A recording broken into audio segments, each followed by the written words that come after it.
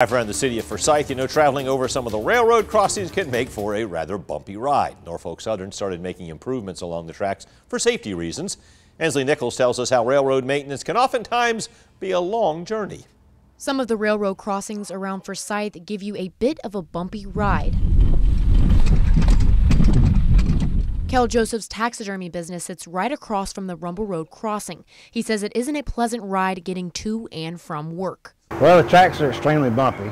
They've torn them apart twice, and I'll be glad when they get the final grade done so they'll be smoother and it won't be as rough. He says the uneven tracks create traffic problems.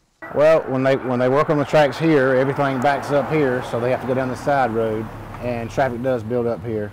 It's a part of a maintenance program and should last a few years. Norfolk Southern Railroad started working on tracks around Forsyth a few weeks ago, and some railroad maintenance takes time to complete. You may not see crews out here actively working on the crossings, but Susan Terpy with Norfolk Southern says that if you see pieces like this on the side of the tracks, that means that they're still working, but they may not be available to do the work now. They cover 22 states and try to get crews out as quickly as possible. Crews came in to replace cross ties, the wooden pieces used to lay the tracks. Norfolk Southern says during the railroad maintenance, trains don't pass through for safety reasons. In the meantime, Monroe County Sheriff Brad Freeman says drive safely. The best thing I can tell people when they cross these railroad tracks in Forsyth is to go very slow, because if you hit it with any kind of speed, you are going to damage your vehicle. Norfolk Southern says it may be a few weeks before the crossings smooth out, but to be patient as crews become available. In Forsyth, Ansley Nichols, 13 WMAZ News.